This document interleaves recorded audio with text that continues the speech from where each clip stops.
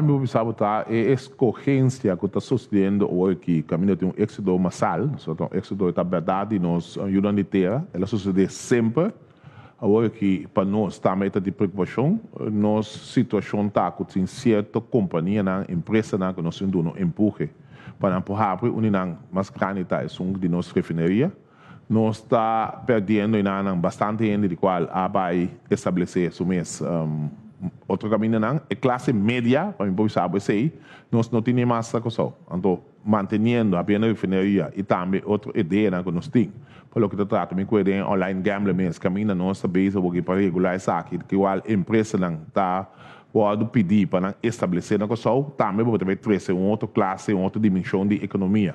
Então, esse não tudo junto, tá pondo com a classe e tá queira coisa, pessoal, pelo que trata agora e construção de trabalho de sobra, pero é parte mediano e esse aí nós não temos. Esse nós um trabalho que com um ponto de lança mais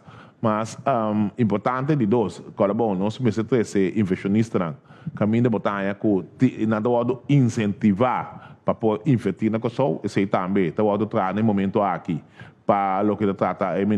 Ministério de Finanças, até caso que o Ministro de Finanças também está trazendo em extenso para poder fazer ele cada vez mais atrativo, nós temos um incentivo não acaba, de qual tem certa crítica na cena, porque da rainha sempre que está no nosso país. Então, do qual trata do turismo, também tem um engrandecer, sabe que isso aqui está pondo com ele, então se boa a for tem mais, no momento aqui tem mais possibilidade de trabalho, ele na mistério, então, isso aqui nós estamos está criando isso aqui para o momento como é retraso, como a pessoa pipi aqui não,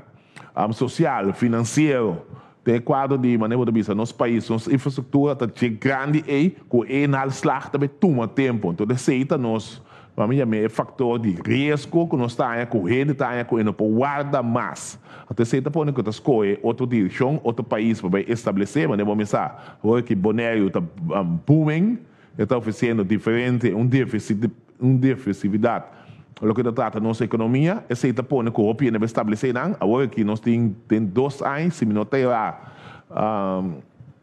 basta em 2000 mais a estabelecer o mesmo Bonaire, que está 13, que já acaba também com a competência de nosso país vizinho aqui, a bio mais grande. Que nós estamos tratando pode tomar um pouco mais tempo que nós primeira, nossa cabeça apenas um ano, tem essa aqui, pero de 5 fatores que o mais importante está o pueblo que tem que entrar para, como eu disse a palavra, se eu disse a palavra, eu vejo, portanto, banlanta nos nível de ensinança,